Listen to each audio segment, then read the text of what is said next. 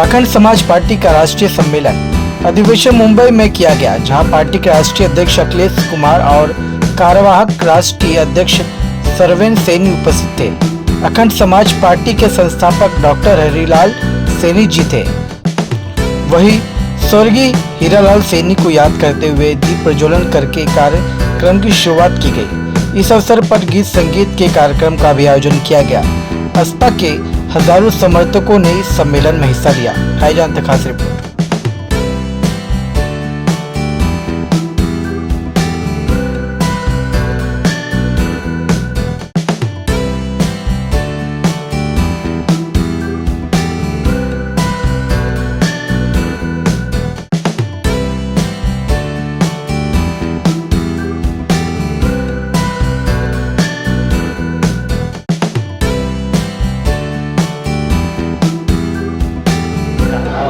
यहाँ आने के लिए इस पार्टी का पहला उद्देश्य है समतामूलक समाज की स्थापना। समाजवाद में जो बिखराव है, जो हिंदू मुस्लिम जाति भेदभाव किया जा रहा है, उसमें एक समानता हो। पूरे देश में एक प्रकार का माहौल बन गया है कि हिंदू मुस्लिम टकराहट, सॉफ्ट हिंदू सॉफ्ट मुस्लिम, इन्हें हर बिरादरी में कट्टर होते हैं, हर जात धर्म में कट्टर होते हैं। उस कट्टर से देश की प्रगति रुक जाएगी, क्योंकि हमारा विकास का रास्ता हिंदू मुस्लिम से नहीं है। आज़ादी की लड़ाई में हर एक वर्ग, हर एक समाज, हर एक धर्म काम किया। हमारे देश की प्रगति इस कट्टरता में रुक जा रही है। आज अमेरिका, जापान, चाइना, वहाँ नहीं जाति की लड़ाई है, वहाँ विकास की लड़ाई है। वहाँ सबको बराबरी का हक दिया जा रहा है। हमारे समाज में क्या हो रहा है, हमारे देश में क्या हो रहा है? हमारे यहाँ ये हो रहा है, कावड़ में नेम प्लेट लिखी है। कहाँ नेम प्लेट लिखेंगे बताइए? आप खुद बुद्धिजीवी में बताइए कहाँ नेम प्लेट लिखी है। अब परेशान किसको किया जाए? ठेले वाले को, छोटे ढाबे वाले को, होटल वाले को। विकास की बात नहीं हो रही, शिक्षा की बात नहीं हो रही। हम शिक्षा फ्री करना चाह रहे हैं इंटरमीडिएट तक, 12 तक। हम स्वास्थ्य फ्री करना चाह रहे हैं 12 तक। हम बेरोजगारी को, जितनी अधिक बेरोजगारी है, आप सबके घर सिलेंडर होगा। सिलेंडर का भाव आप खुद जानते हैं। हम आए तो 350 में था, 13 में 350 400 था ना। हम उसको कम करेंगे, क्या हुआ? कम करने की जगह पे ज़्यादा हो गया। और सरकार ये दो अपने और दो अडानी अंबानी के बारे में सोच रही है। गरीब किसान नौजवान के बारे में कौन सोचेगा? आज बाइक खरीदिएगा, बाइक की जीएसटी 18% 25% है।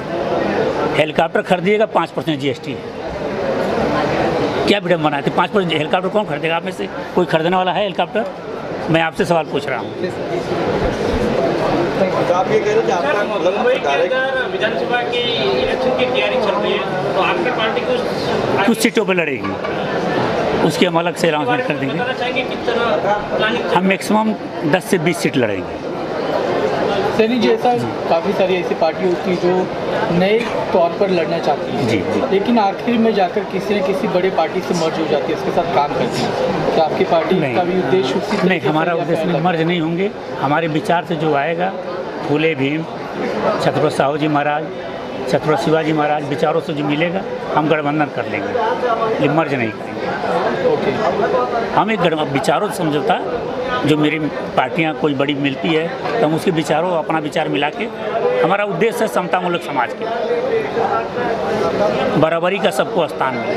आज मिडिल क्लास, हम कह रहे हैं मत मुझे अनाज दो, मुझे मत शौचालय दो, हमें रोजगार दो, हम शौचालय बनवा लेंगे, अनाज भी काट लेंगे। 5वीं अर्थव्यवस्था कैसे होगी जब 80 करोड़ हम भुखमरी के शिकार पे हैं? ये डेटा सरकार का ना, 80 करोड़ को हम अन्न देते हैं, तब भुखमरी है तभी तो अन्न देते हैं। हमको रोजगार दो।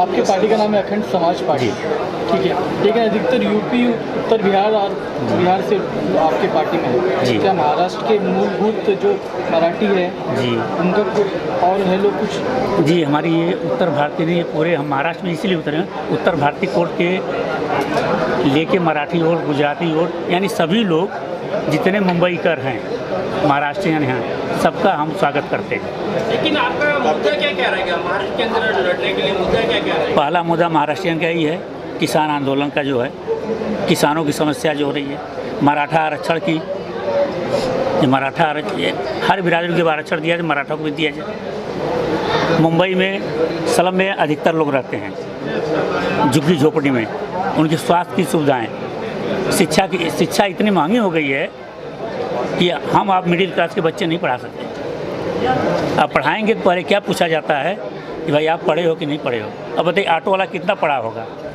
टैक्सी वाला कितना पढ़ा होगा, मिडिल का मजदूर कितना पढ़ा होगा, पानी पूरी बेचने वाला कितना पढ़ा होगा कि अपने बच्चों को अच्छे स्कूल पढ़ा भी नहीं सकता, अपने कमाई।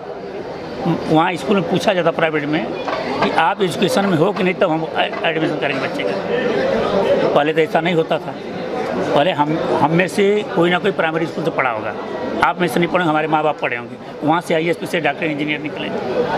लेकिन यहाँ आज एजुकेशन जब महंगा होगा कौन बढ़ेगा? अपर मिडिल क्लास, अब VIP, उन्हीं के बच्चे पढ़ेंगे। ये मिडिल क्लास के बच्चे, लोअर क्लास के बच्चे कहाँ जाएंगे? आज सवाल है, आपकी पार्टी सिंगल लड़ेगी कि किसी के साथ मिलकर जुड़ के ले? देखिए, अभी हमारा सिंगल लड़ने का विचार है पूरा। आगे जो होगा वो देखा जाएगा। हमारे विचार से जो पोस्टर पीछे हैं महापुरुषों का, इनके विचार से जो मिलेगा तो हम समझौता करेंगे। इंडिया के लोग होगा या NDA होगा? अब ये भविष्य में है, ये तो पार्टी बताओ। प्रमुख के तौर पर आप किसी विधानसभा क्षेत्र से लड़ने वाले हैं? अब इस पर कमेटी तय करेगी, हम कैसे करेंगे, हम तय कैसे करें? अकेले फैसला होगा आपके नहीं। मन में होगा ना इच्छा? नहीं, कमेटी अगर कमेटी जहाँ बताएगी वहाँ हम लड़, एज ए कार्यकर्ता हम हैं। कमेटी जहाँ बोलेगी वहाँ लड़ने के लिए हम तैयार हैं। मुंबई में वेलकम कैसा हुआ आपका? अब तो आपके सामने ही है, आप लोग का प्यार, आप लोग का आशीर्वाद बना रहे। आप वेलकम आप देख ही रहे हैं। नेक्स्ट ये है कि हम 10 से 20 सीट लड़ेंगे। उसकी हम प्रेस वार्ता एक दिन और अगला कार्यक्रम कहाँ होने वाला है? बस वो डिसाइड तो आज करने के बाद कल हम लोग डिसाइड कर लेंगे।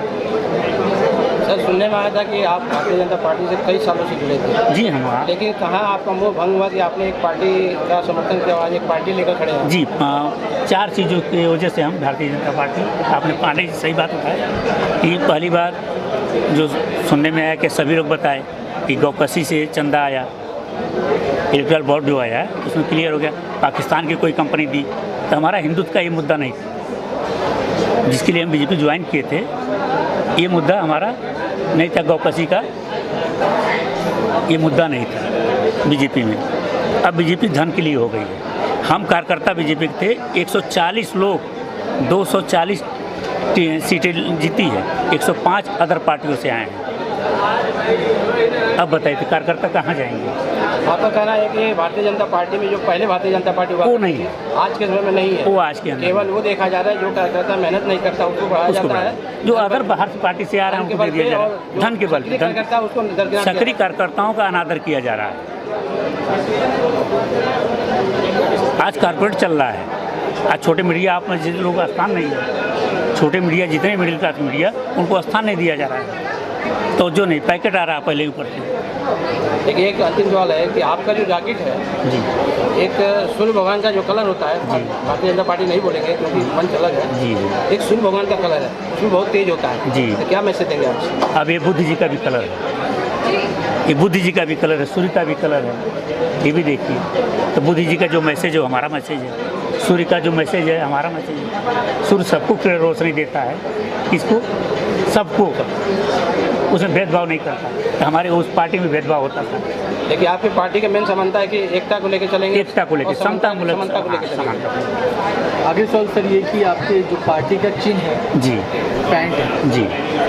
ऐसे बहुत अजीबोगरीब। अब एक नाम नहीं लेना चाहिए इस मन से, ये हम एक बात बता रहे, अदर पार्टियों का किसी का सीटी होगा, किसी का झाड़ू होगा, वो क्या है, किसी का घड़ी है, वो क्या है। पैंट तो आपकी जो पहने इज्जत ढक रही है आपको, जो चुनाव चिन्ह हमारा इज्जत ढकने का है, पैंट नहीं पहनिए फिर क्या होगा, नंगे रहेंगे।